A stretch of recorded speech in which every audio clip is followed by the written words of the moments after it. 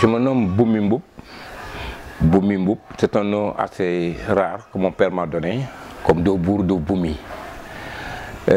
En cela, il m'a mis à l'école.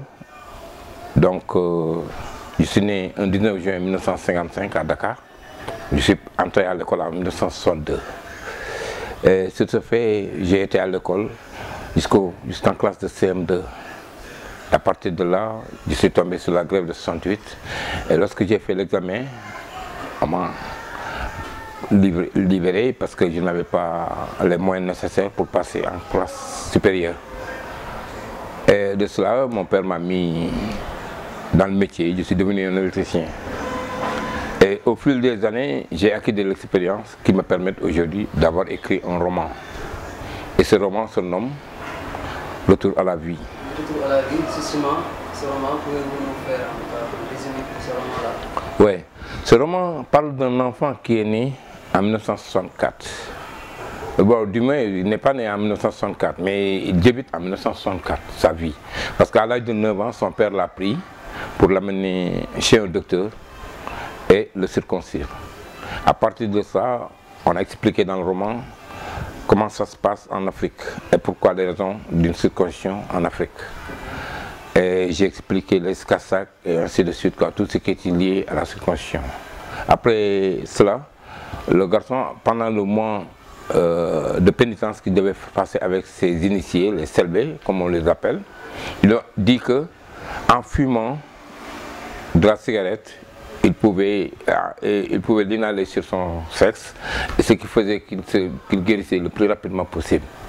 Donc, les selbés, de par l'aumône qu'il faisait dans les marchés, dans la ville de Dakar, parce qu'à l'époque c'était de coutume, quand un circoncis était là, il devait normalement aller de maison en maison ou bien dans les marchés pour se nourrir, s'auto-nourrir. Donc, à partir de là, il s'achetait de la cigarette, il fumait par exemple, il était devenu accro de la cigarette, ce garçon. Et à partir de ce moment, lorsque j'ai fini, il est parti à l'école et de son petit déjeuner, il a acheté de la cigarette et ainsi de suite. Et un jour, en faisant une nuit blanche avec ses amis, comme le samedi, c'était comme ça à l'époque, il faisait la nuit blanche devant chez eux. Un des grands du quartier est venu et un grand qu'il admirait. Donc parce que c'était un playboy de l'époque, comme les yéyés on les appelait. Mais ce grand prenait de la drogue, du chanvre indien, qui s'appelle Cannabis sativa. Donc avec ces 1000 noms, il les a, ce jour-là, charmés, il les a montrés, les bienfaits, et les méfaits aussi de cette drogue. Et les garçons en ont pris aisément, il est devenu aussi une nouvelle fois encore accro de cela. Et j'ai expliqué aussi la situation géographique de Dakar à l'époque, les bidonvilles, les quartiers, la proximité des maisons, ce qui faisait que donc tout ce que ça liait avec par exemple la pauvreté. Et que j'ai parlé aussi des cousinages. Bon, comme par exemple les Sénégalais, comme ils ont l'habitude de faire, le cal. Donc à partir de ce moment, la vie continue à Dakar d'une manière un peu plus élargie, parce que c'était comme un village que tout le monde se connaissait. Et Senghor est intervenu en ce moment-là pour déguerpir les quartiers qu'il appelait bidonville, de Wartinan jusqu'à Tipikoko, des quartiers qui étaient là, qui les a déguerpis. Il les a pris pour les amener à Guédiawaye. Et en cela, il avait commis une grosse erreur. Parce qu'il n'avait pas d'infrastructure d'abord pour les amener là-bas. Il a pris l'armée pour les affréter et les amener dans ce bled-là qui était Guédiawaye à l'époque. Par exemple, un père de famille qui était journalier dans une usine de Coca-Cola et que son enfant était au lycée Van Vollenhoven, appelé actuellement Lamine Gueye. Cet enfant n'avait plus les ressources nécessaires pour quitter Guédiawaye et revenir à Dakar, continuer ses études. Donc, il était fini. Et les filles aussi qui étaient peut-être dans des écoles, des trucs comme ça, étaient aussi dans ce même sort, livrées à ce même sort. Donc, ce qui a favorisé la prostitution et la drogue au niveau de Guédiawaye dans les années 70. Un livre en tout cas intéressant, oui. Mais qui connaît du blocage dans sa publication, édition Zalery. Pourquoi? Qu'est-ce qui fait que vous pensez? Oui, bon, étant issu d'une société assez pauvre, parce que je suis un ouvrier, donc j'ai présenté mon livre aux éditions Harmattan. Ils l'ont lu et ils m'ont fait un rapport de lecture. Et dans ce rapport de lecture, ils m'ont demandé une correction à faire, une correction assez solide. Et ils m'ont fait un devis. Et le devis qu'ils m'ont fait, donc, était sur l'ordre de 971 000 francs. Donc, je n'avais pas les moyens de payer ce devis pour qu'ils puissent méditer.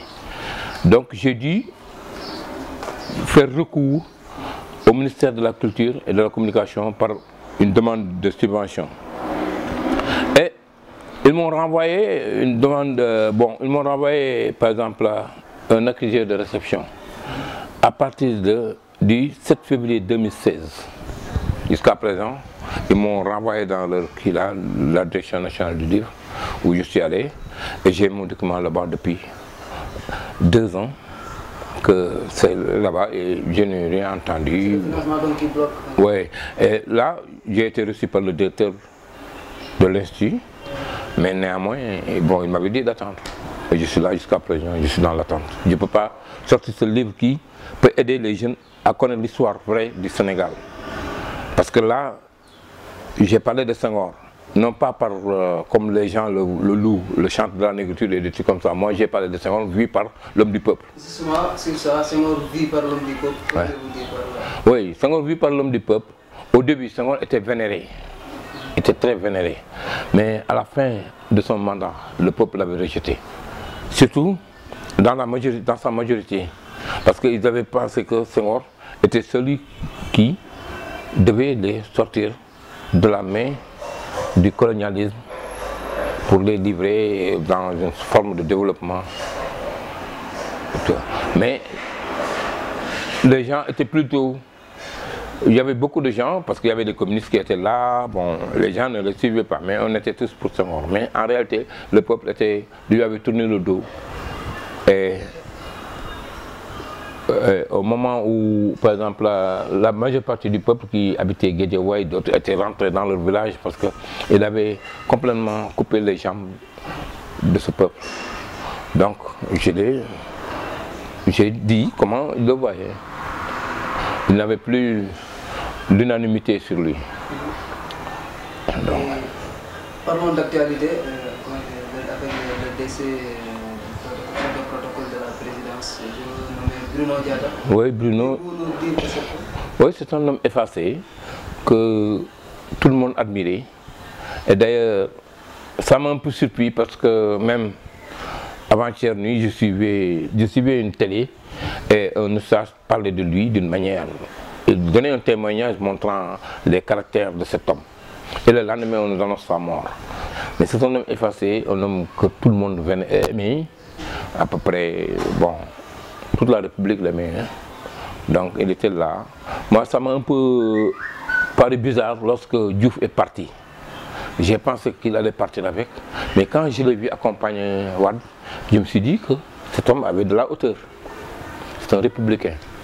Donc, et après Wade, il a continué avec Macky. Et toujours avec le même état d'esprit, le même calme. Le calme qu'on lui connaissait. Et il travaillait normalement. Et une fois, je me disais que cet homme ne doit pas partir sans avoir laissé une succession. C'est comme Joseph Ndiaye de Gorée. Ce sont des icônes de ce pays qui ne doivent pas partir et qu'on ne doit pas mettre dans l'oubli. Moi, je ne parle pas, je n'entends plus parler de Joseph Ndiaye. Alors que Joseph Ndiaye a réuni les États-Unis, la diaspora noire avec le Sénégal, avec l'Afrique. Il a parlé jusqu'à sa mort. C'est le même genre de type, c'est comme Ndiaye Rose. Donc ce sont des gens qu'on ne doit pas oublier. C'est comme Diagabay. Ce sont des gens qu'on ne doit pas oublier. On peut écrire des livres et des livres sur eux. Mais ce sont des monuments pour la République. Bon. Élève de CM2 jusqu'à écrivain. Oui, j'ai eu une inspiration, c'est à la mort de ma mère. J'étais là parce que j'ai vécu bizarrement, hein, parce que je me suis marié tardivement. marié tardivement. Donc j'étais avec ma mère et à sa mort, j'étais déboussolé parce que j'ai vécu toute ma vie avec ma mère.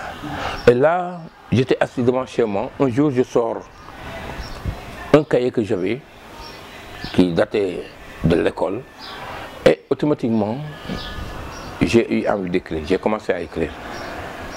Et c'était en 2007. J'ai écrit jusqu'en 2008. Je ne pouvais plus m'arrêter, mais j'ai fini, j'ai escamoté même la fin du livre parce que je faisais qu'écrire. Je ne pouvais plus m'arrêter. Bon, donc je me suis dit, j'arrête le livre. Alors que j'avais d'autres choses à faire, d'autres choses à dire. Mais je l'ai arrêté comme ça. Après, ça faisait 200 et quelques pages ou bien 150 pages. Donc, c'est de cette douleur que m'est venue l'inspiration. Et je me suis souvenu d'un garçon que j'avais vu grandir, mais qui est mort très jeune. Et c'était un surdoué, et j'ai su que c'était une perte pour la nation. Donc, je me suis un peu inspiré de cette vie de ce garçon pour en faire un livre, pour en faire un roman. Quel sera votre dernier mot? Bon, je voudrais que tous ceux qui me lisent, ou bien tous ceux qui voient cette interview, m'aident à publier cela, parce que je sais que pour la nation sénégalaise, ce sera quelque chose qui le détiendra, ce sera comme un carnet de notes, comme un livre secret pour tous les Sénégalais qui le liront. C'est un livre qui peut même faire l'objet d'un film, si vous voulez. Mais c'est la vie d'un garçon qui a traversé Dakar des années 60 jusqu'à les années 80. Donc c'est toute une vie. Et j'explique la prostitution et tout. Donc on peut aider la jeunesse parce que le ministre de la Défense s'y retrouvera, le ministre de l'Intérieur s'y retrouvera, le ministre de la Jeunesse s'y retrouvera.